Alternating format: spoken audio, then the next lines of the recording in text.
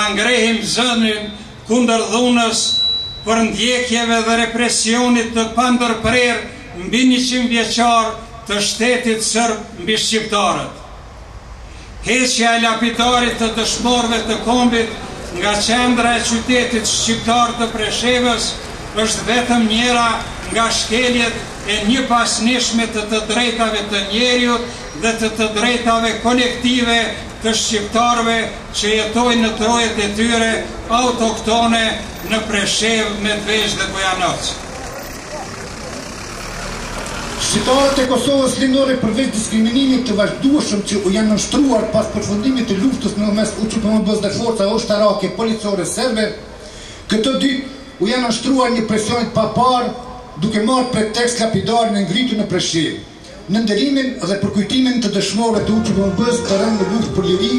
në luftë për të mbrojtur tokat shqiptare. Serbia e hoqë ashtu siç e hoqë, dhe ka forcë të largojë një pllak në mënyrë tinzare, por më arbit fakti që bashkësia ndërkombëtare nuk reagon më ashpër për të mbrojtur një popull të pambrojtur,